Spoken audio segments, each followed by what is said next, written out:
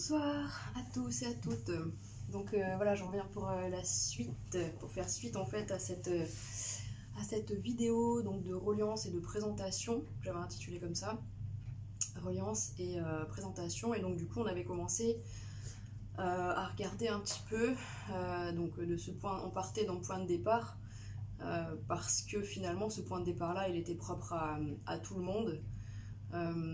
Cette fameuse souffrance en fait, cette fameuse grosse dose de souffrance, comme par exemple la lumière de l'âme ou comme tout événement négatif répété pendant voilà, plusieurs mois ou plusieurs années de sa vie, va vraiment créer une brèche, et c'est le point de départ quelque part de entre guillemets cette nouvelle vie, ce nouveau monde, puisque chacun va vraiment passer par cette grosse période de transition. Du coup, je pense que tout simplement ce que je vais commencer à faire, c'est qu'on va rentrer en effet dans ce sujet, donc cette fameuse souffrance, et là du coup on va l'aborder de manière alchimique. Du coup j'ai découvert l'alchimie, c'était en 2016, je vous raconterai dans une prochaine vidéo comment cette rencontre s'est effectuée. Du coup là aujourd'hui vraiment on va se contenter d'avoir une approche assez symbolique de cette souffrance avec l'approche alchimique. Donc du coup l'alchimie ça vient de alchimia, la chimie de Dieu, et ça a été entre guillemets inventé, découvert dans un pays du Maghreb, comme je disais, je sais plus exactement lequel, j'ai pas cherché, je suis désolée. Donc cette fameuse chimie de Dieu.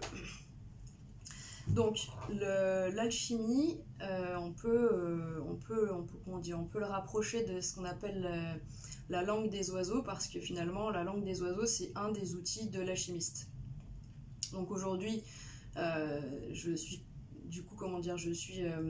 consciente que moi ici je suis dans un espace où je m'adresse à des âmes et à des êtres qui en sont à peu près à ce niveau-là de leur chemin. Donc des gens à qui ça parle déjà, et des gens à qui ça va peut-être résonner et qui vont aller faire leur recherche. Mais du coup, en effet, donc la langue des oiseaux et l'alchimie sont deux choses qui sont liées, et on parle beaucoup de symboles et de symbolique aussi dans cette science-là. Donc, en effet, cette langue des oiseaux, c'est une manière de prononcer, de s'intéresser à la phonétique du mot, en se rendant compte que dans n'importe quelle langue, ça marche, cette magie de la langue des oiseaux, et on peut comprendre, on peut interpréter différemment les mots, en fait, les choses et les énergies qui portent ces fameux mots. Donc la souffrance, c'est le soufre en ce. Si on décompose en fait le mot en langage des oiseaux, ça donne le soufre en ce. En effet, le soufre, donc si on se rappelle bien, sur le tableau périodique de Mendel, on a en effet tous les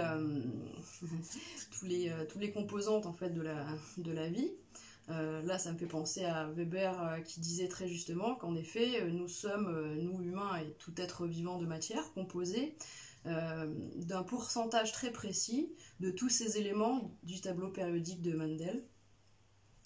Et donc du coup c'est la magie d'un dosage équilibré et assez c'est incroyable, parce que du coup on est juste au niveau de la matière, en tout cas, on est juste un assemblage de tous ces éléments présents dans le tableau périodique de Mendel. Et donc, le soufre en soi, c'est quelque chose donc de plutôt lourd, d'accord. Justement, en alchimie, on s'intéresse beaucoup au soufre, parce que le soufre, donc du coup, le soufre, c'est un peu cette idée de mouvement, de feu, d'accord. Et donc en alchimie, on va parler en fait de trois notions, et là on rejoint cet aspect donc de trinité avec ces trois notions: le soufre, le sel et le mercure, d'accord. Donc on peut de manière analogique regarder un petit peu dans quelle mesure chaque chose et nous-mêmes sommes composés de soufre, de sel et de mercure. Donc on va commencer par le sel. Le sel, en fait, c'est finalement la structure d'une chose, que ce soit un corps physique voilà, ou autre. Donc c'est vraiment ce qui va la définir dans sa forme finalement. Et une base, comme par exemple, en effet si on regarde pardon, dans le corps humain, bah, c'est les os qui représentent cette fameuse structure. Donc c'est le sel, d'accord. Ensuite on a le mercure qui lui représente du coup tout ce qui est le psychisme, d'accord, et tout ce qui est donc du domaine de l'information, ok.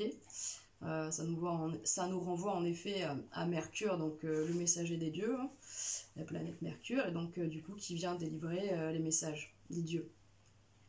Donc le Mercure, c'est cette information, voilà, ce fameux message, et du coup dans le corps humain, alors attends du coup parce que faut que je regarde un petit peu mes petites notes. Voilà, dans le corps humain, bah oui, bah donc c'est le psychisme, c'est ça. Et ensuite, du coup, on a le soufre. Et donc, ce fameux soufre, finalement, c'est cette fameuse agitation. Pourquoi? Parce que c'est l'idée du mouvement, en fait. Le soufre, c'est l'idée de la circulation. Voilà. Tout ce qui se fait dans un mouvement. Et donc, du coup, dans le corps humain, on va le comparer au sang. Donc, on a bien les os, le psychisme et le sang. On a ces trois éléments très importants et qui sont une base, en effet, très importante, aussi bien en alchimie que pour tout bon équilibre de toute chose. Donc du coup finalement on prend conscience qu'en nous on a en effet beaucoup de soufre et beaucoup d'agitation. D'ailleurs on peut parler de, quand on exprime donc du soufre, quand on exprime de l'agitation, on peut parler de ces maladies rouges que sont l'eczéma, les psoriasis, voilà ce genre de choses où en effet on voit bien que c'est rouge, on voit bien l'histoire de l'inflammation. Et donc du coup, ce fameux soufre, des fois, il faut l'évacuer. Alors vous allez me dire, mais finalement, c'est quoi ce soufre et il vient d'où? D'où est-ce qu'il vient? Comment il est produit? Alors le soufre en le soufre en nous, il est produit finalement par les émotions que l'on vit. C'est-à-dire qu'on va vivre quelque chose dans la matière, et puis donc du coup ça va nous procurer une émotion, d'accord? Et que ça soit une bonne comme une mauvaise émotion, moi autant quand je ressens de la joie que par exemple de la peur ou du stress ou même voilà, de la joie ou de la colère, et bien du coup j'ai chaud. Alors je suis quelqu'un, je rougis très très vite, voilà, j'ai la moustache en sudation, voilà, on a chaud, on devient rouge et on sue. Et quelque part il y a vraiment quelque chose de thermique qui émane, qui sort de nous, une chaleur, on produit de la chaleur et on dégage ce soufre. Et d'ailleurs, je rentre dans les détails, mais en effet, donc quand on transpire, justement, quand on transpire, en effet, on dit on transpire ces toxines. Parfois, on dit oh là là, ça m'a fait suer, tout ça. Et quand c'est un exercice prolongé, vraiment, on est allé puiser, on est allé vraiment demander au corps voilà, du coup, vu qu'il doit se refroidir, du coup, il est allé puiser dans tout son système pour aller chercher de l'eau et évacuer tout ça. Et donc, du coup, il a pris cette eau, elle a pris avec elle, et bien, beaucoup de ce qu'on peut appeler des toxines et de choses que le corps doit évacuer. Donc, par la transpiration, en effet, par le mouvement, on a ce fameux soufre qui est amené à sortir de nous.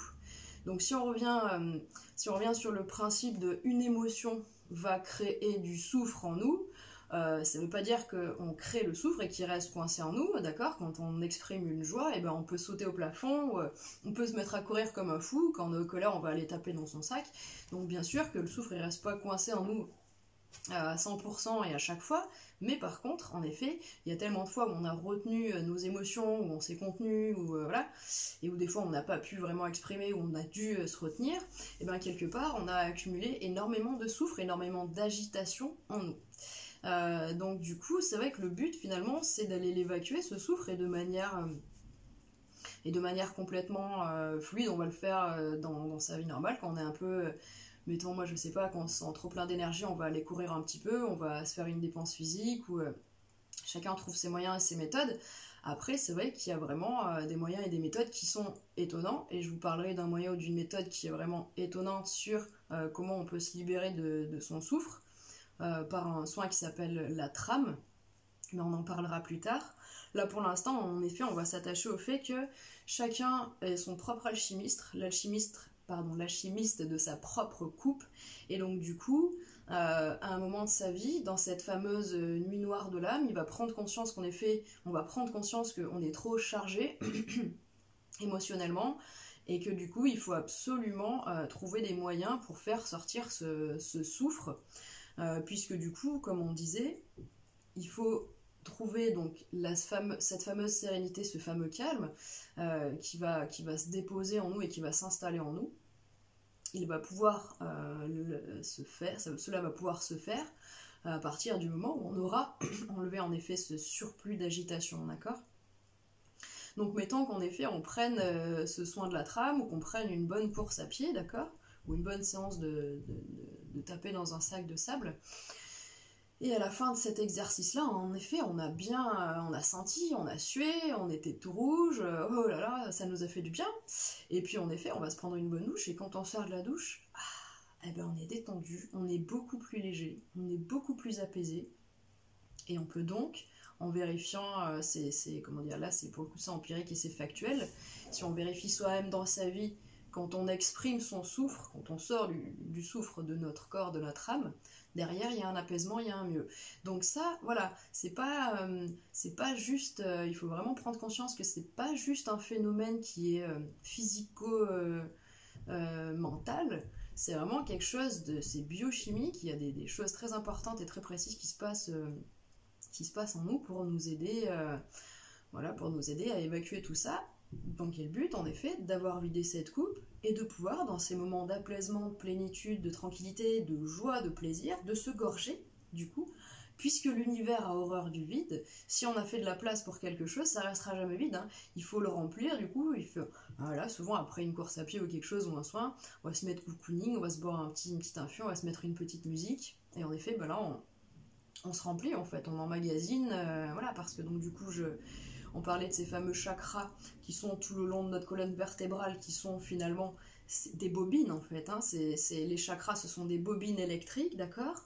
Avec chacune de ces bobines est composée de 2 vortex, du coup qui sont comment dire, tête bêche, hein, voilà. C'est-à-dire qu'il y a une entrée d'un côté et une entrée de l'autre, une entrée dans le dos et une entrée devant.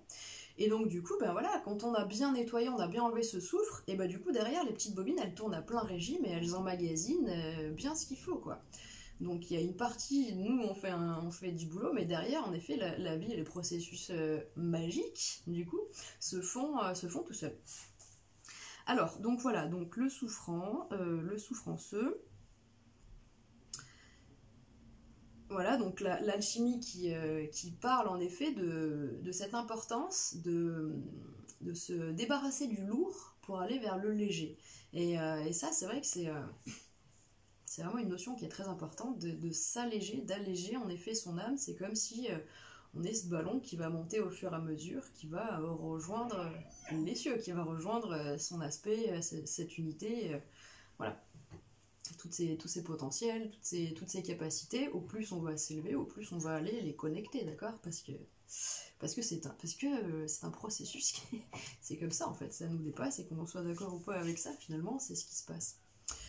Et donc l'alchimie elle aide beaucoup à comprendre tout ça. Alors du coup je vous inviterai aussi par la suite à aller regarder, si ça vous intéresse, si vous avez envie de découvrir, le voyage alchimique en 7 parties. Le voyage alchimique, donc c'est Patrick Bronstenas qui a réalisé cette formidable aventure, ce parcours. Donc où il part de la place de Bruxelles, en fait, c'est le lieu où tous les alchimistes se rendaient à l'époque. Sur la place de Bruxelles, il y a énormément de statues, de moulures, de gravures, de choses, de symboliques qui sont là présentes et qui sont une sorte de bibliothèque pour les alchimistes qui doivent ensuite partir à la recherche de leur voilà, s'ils sont des alchimistes qui veulent travailler avec en effet le métal l'antimoine, ils sont sur la piste de ce métal, et ensuite pour pouvoir réaliser leur pierre philosophale, de toute façon c'est ce chemin initiatique de la place à Bruxelles jusqu'à Saint-Jacques, jusqu'à Saint-Michel, pardon, qui va qui va faire en sorte de les alchimiser eux de l'intérieur, et finalement, oui, quand ils trouvent le métal, après ils sont prêts à aller bosser sur leur pierre philosophale en matière, parce que même déjà ils sont transformés. Donc c'est quelque chose de formidable à aller voir. Donc oui, alors c'est vrai que du coup on insiste vachement sur le fait de... On dit il faut alchimiser la matière, ça veut dire il faut la transformer. Cette idée de transmuter les choses, c'est-à-dire on est vraiment dans des temps, comme on disait la dernière fois, on évoquait l'âge de fer, d'accord, le Kali Yuga, donc ce fameux âge de fer où, comment dire, la courbe de la chute de la spiritualité qui est inversement proportionnelle à la courbe de la technologie, hein, voilà, des avancées sur la matière. Et ces temps-là, en fait, qui voient un déclin de la spiritualité et de la foi et de la croyance et de la reliance avec le ciel, tout simplement parce que du coup, on est tellement dans une matière très très dense qu'on s'est éloigné de la lumière, symboliquement comme, voilà, comme dans notre vie. On voit bien qu'en effet, il y a une... Enfin, moi, je sais pas, j'ai pas un entourage, en effet, qui soit croyant ou pratiquant, et finalement, on voit bien que voilà, il y avait des repères, ça donnait vraiment quand même des repères et une ligne de conduite à ces fameuses spiritualités, même si j'ai longtemps été fâchée avec tout ça. Malgré tout, c'est vrai qu'il y avait du bon à prendre pour les faits, voilà, les faits se sentir pas seul, se sentir relié. Et même si ce dieu c'est un dieu vengeur, quelque part, voilà, il y avait un dieu. Aujourd'hui, dans la tête de beaucoup, il n'y a rien, il n'y a pas d'espoir. On a à peine foi en cette loi de l'univers, en cette force du cosmos. Et c'est dommage. Et donc, du coup, en effet, c'est d'autant plus crucial cette idée de vouloir spiritualiser la matière, d'accord ? Ça veut dire se détourner du lourd pour aller vers le léger. Donc, voilà. Transmuter, évolution de la matière. Donc je regarde mes petites notes parce que du coup je suis quelqu'un qui aime bien gratter du papier. Alors j'avais pris des petites notes et donc oui voilà, on va rentrer dans cette fameuse symbolique du coup de l'alchimiste. Alors l'alchimiste, lui, il commence son travail pour aller fabriquer sa pierre philosophale, d'accord, qui travaille dans un creuset ou qui travaille à l'intérieur de lui-même. Son but ultime, c'est d'arriver à créer sa pierre philosophale, donc de se transformer de l'intérieur. En gros, ce qu'on lui demande, c'est d'enlever le lourd en lui et d'aligner la matière. C'est-à-dire quand il aura émané tout son soufre, au fur et à mesure, de plein de choses, de ses expériences, de ses compréhensions, eh bien la lumière va rentrer au fur et à mesure, il va être rempli de lumière. Ça veut dire que sa matière sera rectifiée. Sa matière est rectifiée par cette lumière, finalement. Et donc, du coup, il va procéder en 3 étapes. Donc cette histoire des fameuses 3 couleurs, le noir, le blanc et le rouge, donc on a en effet l'œuvre au noir. Je vais vraiment pas rentrer du tout dans les profondeurs parce que je suis pas calée du tout là-dessus, et si vous voulez vraiment prendre du bon temps dans l'alchimie, je vous invite à découvrir Patrick Burenstenas. Mais en gros, l'œuvre au noir, c'est toute cette partie où on va nettoyer, en fait, où on va secouer le tapis, d'accord ? Là, pour entrer dans le processus de la trame, si on doit nettoyer quelque chose, on peut prendre cette métaphore de quand on va secouer un tapis plein de poussière. Quand on secoue un tapis plein de poussière, en effet, on le secoue, ça lui fait faire une fameuse onde comme ça, comme un serpent qui ondule, une ondulation. Et du coup, la poussière va... Ouais. Et donc, du coup, cette fameuse ondulation, plus cet effet physique, va vraiment permettre donc, à toute la poussière de se décrocher. Et donc, ce qui est rigolo, c'est que cette fameuse ondulation, elle reprend vraiment cette fameuse sinusoïde donc, de la vie. Voilà, une petite parenthèse sur, on dit toujours, là, je suis dans le creux de la vague, et là, j'ai pris la vague. Donc, on a bien idée que il y a cette notion de, voilà, rien n'est linéaire. Et donc du coup dans cette histoire de sinusoïde, il y a ce fameux mouvement en effet, hein, il y a ce mouvement de la vie, donc pouf, on nettoie, on enlève pendant l'œuvre noire, on vide sa coupe. Ensuite, vu que l'univers a horreur du vide pendant cette œuvre au blanc, on va vraiment s'imprégner de lumière, et là il n'y a pas de, comment dire, il n'y a pas de choses farfelues ou quoi que ce soit, parce que on sait très bien que sur la Terre, circulent selon des quadrillages type réseau Hartmann, Curie, etc. Il y a un quadrillage sur Terre qui circule, du coup, qui reçoit donc des énergies donc, sur lesquelles en effet circulent ces fameuses énergies qui viennent d'une part des énergies donc, telluriques, donc de la Terre, du noyau et de la croûte terrestre qui tournent en sens inverse et qui créent cette énergie tellurique, d'accord, et l'énergie du cosmos avec tous les mouvements des planètes, des astres et tout ce qui se passe du coup dans l'univers en termes de choses qui vont et qui viennent, qui se rencontrent et tout ça. Donc ces énergies du cosmos. Et donc c'est ces énergies-là, tout simplement, qui vont venir prendre la place, hein, qui vont venir remplacer celles qu'on vient d'évacuer. Donc ça, c'est l'œuvre blanc. D'accord. Et ensuite, on a l'œuvre rouge. Donc c'est symboliquement pour la personne, ça veut dire que quand elle est remplie de lumière et qu'elle a vidé sa coupe, et bien du coup, elle est vraiment sur le point de pouvoir se réaliser. Elle n'a plus qu'à suivre son cœur, écouter son cœur. D'accord, et donc pour l'alchimiste, en effet, c'est la couleur rouge parce que la pierre philosophale est rouge. Voilà. Et du coup, ça me fait penser que je me disais aussi il y a quelques temps que finalement, j'aime bien cette métaphore du coffre, parce que pour rejoindre cette histoire de nuit noire de l'âme et qu'est-ce que ça peut produire, c'est comme si donc du coup quand on est né, on était ce joli petit coffre, d'accord, un joli petit coffre en bois avec plein de trésors dedans, plein de choses, plein de bagages qu'on est venu apporter avec nous dans nos âmes. Et donc du coup, ce coffre, il était fermé, bien sûr, il était cadenassé. Et donc du coup, on a évolué dans nos vies et on a été finalement, à partir d'un certain âge, on n'a plus pu jouer vraiment avec tout ce qu'on avait dans notre coffre, on n'a plus trop osé le montrer à l'autre et le partager, d'accord, on a gardé ces trésors un peu pour nous et puis on en a parfois même oublié la plus grande partie. Et on a perdu l'habitude en fait d'aller ouvrir la boîte qu'on est, d'aller prendre le temps d'aller déverrouiller, parce que bah oui, ça demande un petit effort, il faut prendre le temps d'aller enlever le cadenas pour aller voir ce qu'il y a dedans et pouvoir le partager ou vouloir l'offrir ou vouloir juste le voir pour soi-même ou le développer ou le faire grandir.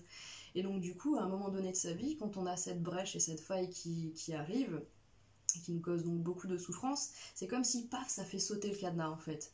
C'est un gros coup de pincement seigneur en fait, la nuit noire de l'âme, pouf, un gros coup de pincement seigneur, ça fait sauter le cadenas.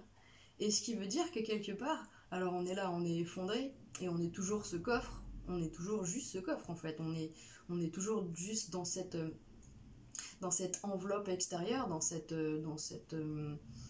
structure en fait, d'accord, qui nous caractérise, qui nous identifie, voilà, à laquelle on s'identifie. Et les autres voient de nous toujours que, tiens, de quel bois t'es fait, toi? Ah oui, c'est joli, toi t'es verni, toi t'es peint. Ah oui, toi t'as juste une petite lasure. Et lui, il est juste en bois brut et tout. Alors du coup, c'est bien, mais on se contente juste de ça. Jamais personne va ouvrir son coffre, ou jamais personne va demander à quelqu'un d'ouvrir son coffre, parce que quelque part, ça se fait pas. Ça se fait plus, en fait, dans les vies dans lesquelles on est. Et donc, pouf, gros coup de pincement seigneur. Et là, quelque part, c'est comme si on a tellement été... cette brèche, elle nous a tellement vidé aussi, et on va tellement dans nos retranchements, que justement, on est obligé d'aller à l'intérieur. On est obligé de retourner à l'intérieur de ce coffre. Donc on va se laisser glisser dedans, finalement, pour aller redécouvrir ce qu'on a. Et c'est comme si après la nuit noire de l'âme, en fait, il n'y a plus d'effort à faire pour aller déverrouiller le coffre. Il n'y a plus qu'à lever, en fait. Il n'y a plus qu'à lever le couvercle. Il n'y a plus qu'à lever le couvercle et à voir, waouh, tout ce qu'il y a dedans, en fait. Tout ce que... Oh, mais j'avais oublié qu'il y avait ça. Ah ouais, mais il y avait ça. Oh là, mais ça a grandi aussi. Ouais, ça s'est transformé. C'est vraiment génial. Et en fait, on redécouvre son coffre, quoi. On redécouvre l'intérieur de son coffre, tout ce qu'il y avait dedans, tous ses bagages, tous ses trésors. Toutes ces choses, et donc du coup j'ai bien aimé cette petite comparaison du coffre. Du coup on va... ouais, j'ai mis un petit chronomètre, parce que j'ai mis quelque chose au four, donc si jamais ça sonne, il va falloir que je descende. Donc j'espère que je vais peut-être pouvoir arriver au bout avant que ça sonne. Donc du coup voilà. Oui, donc parce qu'il ne faut pas oublier qu'on est fait, donc on parle de matière, mais la matière c'est quoi finalement? Ça reste des photons qui sont densifiés à l'ultime en fait, qui sont densifiés tellement que oui, on a l'impression que c'est costaud, mais pourtant vous les connaissez, ces illusionnistes qui arrivent à passer à travers la matière. Parce que quelque part, pour moi, il y a des clés en fait, et Nikola Tesla, il les connaissait très bien, ces clés sur les fréquences de résonance de la matière et sur comment on peut annuler aussi la masse de la matière. Enfin, il y a plein de choses extraordinaires à découvrir, parce qu'en alchimie, figurez-vous que l'alchimie défie le monde scientifique chaque jour, Et par exemple, je pourrais vous parler de ces alchimistes qui font fondre du métal et qui, au bout d'un moment de les avoir travaillés, le métal est translucide. Il laisse passer la lumière. Pas transparent, c'est translucide. Il laisse passer la lumière. Et transparent, c'est quand on voit à travers, et translucide, c'est quand ça laisse passer la lumière. Je crois que c'est ça. Et donc, du coup, ils font des découvertes chaque jour qui défient la science. Donc, oui, l'âme agit. La magie est partout. Vraiment, ça, il faut en être persuadé. Oui. Alors, la matière, en effet, comment elle s'agence? Elle s'agence, en fait, au gré des forces d'interaction faibles et fortes qu'il y a entre les atomes, parce qu'on se rappelle très bien en physique, même si à l'époque ça m'a pas passionné, je me suis bien souvenu que qu'est-ce qui se passe, en fait, comment ça se passe sur un atome, c'est que à un moment, avec des forces d'interaction faibles et fortes, et ces mouvements qui s'attirent et qui se repoussent en termes de charge neutre, positive ou négative, ce sont les électrons qui sautent d'une couche à l'autre, en fait. D'accord? Et donc, du coup, voilà, il y a un agencement... il y a un agencement, voilà, qui est pas... Il n'y a rien d'anodin, il n'y a pas de hasard. Et donc, du coup, ensuite... voilà. Oui, c'est ça, c'est intéressant de dire ça aussi, et c'est qu'en effet, dans cette fameuse structure agencement des atomes, puis on rejoint le mouvement de la sinusoïde, mais on parle de cet effet d'attraction-répulsion en permanence. Vous voyez? Cette histoire de danse, cette histoire de respiration et de mouvement. On s'attire et on se repousse, on s'attire et on se repousse, et c'est un mouvement perpétuel comme ça. On imagine bien, on voit bien une respiration. Et puis ça rejoint au niveau des humains, on dit toujours suis-moi je te fuis, fuis-moi je te suis. Donc voilà, on a encore cette notion-là de... Voilà, quand c'est trop, hop, il n'y a pas de fusion en fait totale dans la matière. Donc il y a obligatoirement des forces de répulsion, d'accord? Des forces d'attraction et de répulsion jusqu'à ce que tout ça se syntonise et trouve l'équilibre. Chacun sait à quel moment c'est bien d'arriver et de repartir. Ça j'adore, c'est vraiment un enseignement qui est splendide.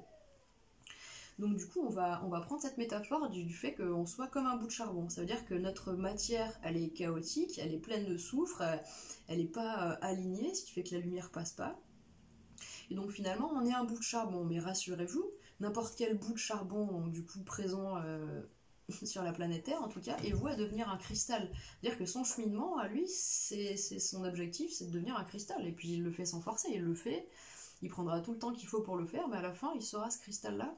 Donc, faut pas se désespérer parce que du moment qu'on est sur le chemin, il n'y a pas de problème, quoi. Même si c'est long, c'est pas un souci, en fait. Il y a plein de surprises, il y a plein de magie partout. On va tous devenir un cristal. Il n'y a aucun souci, en tout cas, sur cette chaîne, sur cet espace-là. Il n'y a pas de hasard. Si vous en êtes là aujourd'hui à écouter ce genre de vidéos, c'est que vous le savez, en fait. Vous avez redécouvert votre pouvoir. Vous êtes sur le point de le faire. Ou alors comme moi vous cherchez des moyens de faire fructifier, de partager en fait, parce que voilà, il faut vraiment faire quelque chose, c'est magnifique.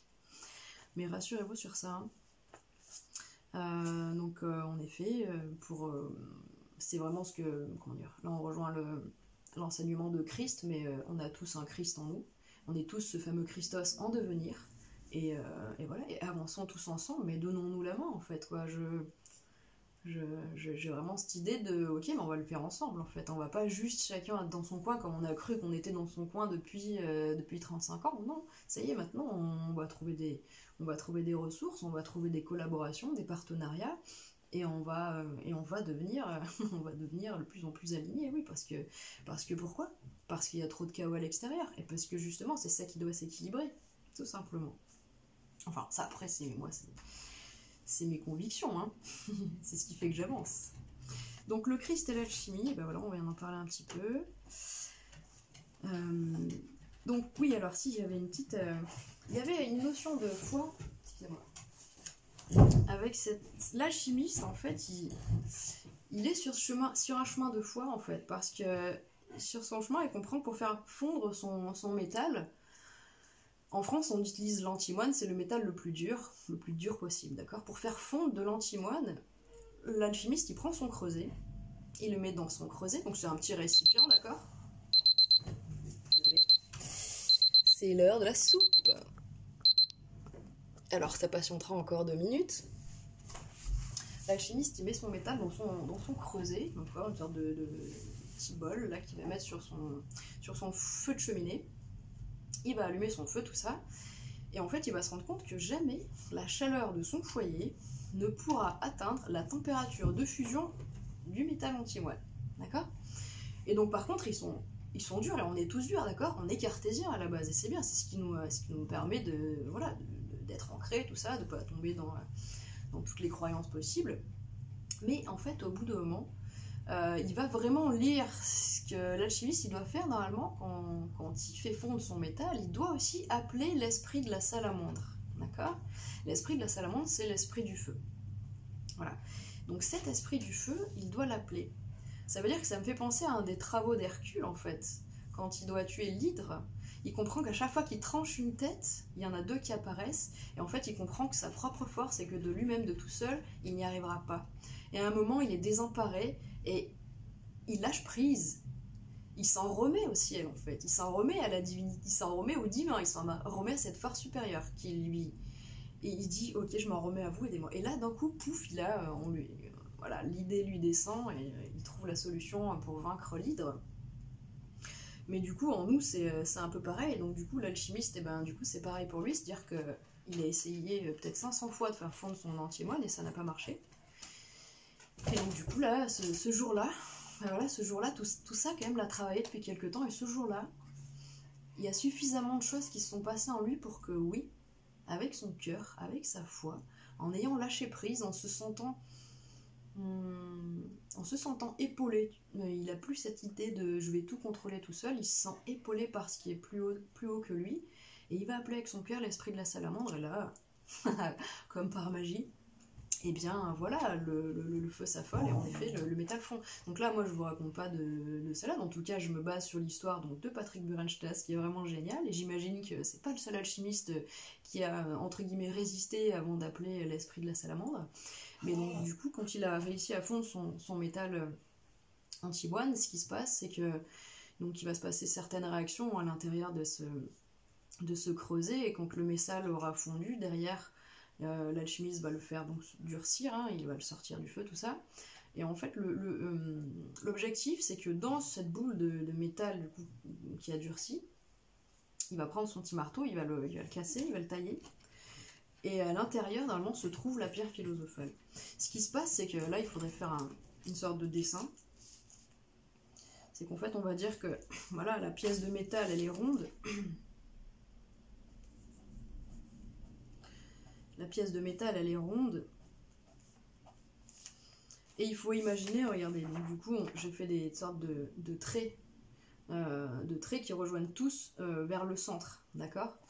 C'est qu'en fait, finalement, c'est des forces de concentration, d'accord, donc des atomes hein, qui se sont bousculés en fait vers l'intérieur. Et en fait, normalement, ce qui se passe, c'est qu'au milieu, il y a une petite cavité qui se crée au centre, d'accord? Ça vous fait penser à quoi, cette petite cavité au centre? Ça fait penser à une grotte, à cette fameuse grotte pendant la nativité, d'accord? Cette fameuse grotte dans laquelle se trouve, ou non, la pierre philosophale qui sera rouge. Et donc du coup là, j'en ai fait trop, mais donc du coup, vous voyez, on va faire...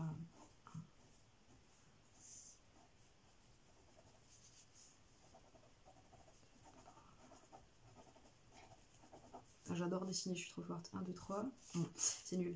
Je le refais à côté. Parce qu'en gros, comme ça, voilà. Voilà, en gros, vous voyez, c'est cette fameuse histoire de l'étoile à 6 branches, l'étoile de David. Mais donc du coup, voilà, les atomes convergent en un point, et à l'intérieur, du coup, pouf, se matérialiserait la pierre philosophale. Voilà, c'est ça. Tadada, je regarde si j'oublie rien. Boulou, boulou, boulou. Très très bien. Et donc du coup, voilà, c'est hyper intéressant de voir cette symbolique. Cette symbolique du Christ et donc de l'alchimie, et donc de voir qu'en fait, il y a une sorte de fractal, il n'y a pas de hasard, on est tous Graal, et aujourd'hui, on veut tous comprendre, d'accord? D'où on vient, ce qu'on fait, qu'est-ce qu'on doit faire, où est-ce qu'on doit aller. Et on a besoin de partager en fait, parce que chacun a ses expériences et chacun a ses compréhensions, mais je pense que il n'y a pas de, ouais, il y a pas de vérité absolue, donc œuvrons ensemble. Moi, du coup, je vous invite à essayer de regarder un petit peu en vous, du coup, si déjà si vous avez déjà vécu votre faille et ce que ça a pu provoquer comme changement en vous et dans votre vie. Parce que ce sera la prochaine vidéo, du coup. Je pense que je la ferai dans la soirée. Je vais aller manger un bout. Et je reviendrai vers vous. Et en effet, on va rentrer vraiment dans le... On va rentrer, en fait, on va aller à la racine de la souffrance. Ça veut dire que... On sait que la nuit noire de l'âme, quelque part, elle est à peu près au milieu de sa vie. Enfin, comment dire? Non, pour moi, voilà, je vais me prendre vraiment comme, entre guillemets, comme exemple. Parce que je parle de ce que je connais. Bon, voilà, moi, je me connais avec mon expérience.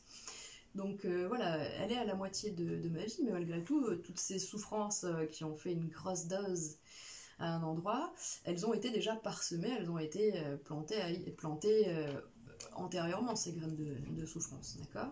Et donc du coup, on avait déjà parlé donc, de ces fameuses 5 blessures de l'âme, et quelque part, voilà, elles viennent... c'est très bien, ça vient... voilà, on prendra ces 5 blessures de l'âme, et quelque part, on ira voir dans l'enfance de comment elle se manifeste, à quel âge, pourquoi, et du coup là, voilà, je garde ça pour tout à l'heure, mais du coup, bah voilà, je l'en dis, je vous dis à tout à l'heure, je vous souhaite bon appétit, si c'est pas déjà fait, et je vous dis à plus tard.